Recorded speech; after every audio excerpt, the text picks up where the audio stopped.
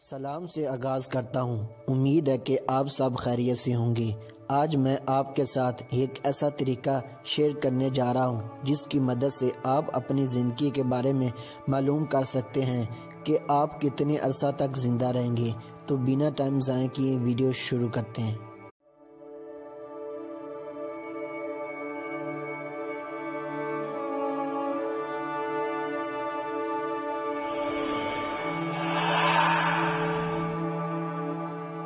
चलिए दोस्तों, अपने हाथ की उंगलियों को फैलाइए और एक पेंसिल लीजिए और उस पेंसिल के सरे को इंगिशत शहादत यानी दरमियानी उंगली के दरमियान में रखें।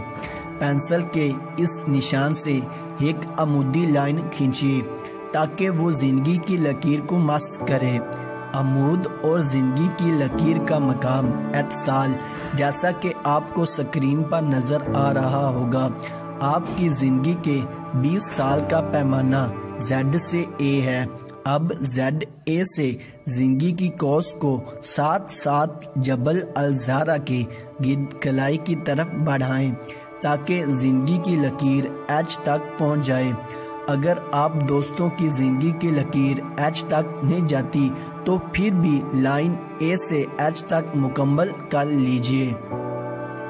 अब दोस्तों, A से H को 8 बराबर हिस्सों में तकसीम कर लीजिए। इनमें हर हिस्सा 10 साल का होगा। मसलन A से B 10 साल के बराबर होगा और A से C 20 साल के बराबर होगा। दूसरे लफ्जों में कहूँ तो AZ मसावी 20 साल के और A से B 30 साल के, ऐसे A से C 40 साल के और A से D 50 साल के, ऐसे ही A से E 60 साल के। इस तरह जिंदगी की लकीर जिस मकाम पर ख़त्म हो वो आपका अरसा हयात का आखिर होगा, जिसको आप इस तरीक़ाकार के ज़रिए सालों में बदल सकते हैं जो आपको स्क्रीन पर तस्वीर दिखाई दे रही है। अगर ज़िंदगी की लकीर C और D के दरमियान में ख़त्म होती है तो इसका मतलब है कि अरसा हयात 45 साल का होगा। अगर आपकी ज़िंदगी की लकीर वाज़िया हो तो इसका मतलब है कि आप एक खुशकिस्मती और आरामदा ज़िंदगी गुजारेंगे। अगर ज़िंदगी की लकीर मोटाई में एक सी ना हो तो समझ लीजिए कि ज़िंदगी काफ़ी तब्दीलियों से गुजरेगी। ऐसी लकीर से मुराद तलून, तबाही और कल्बी भी है।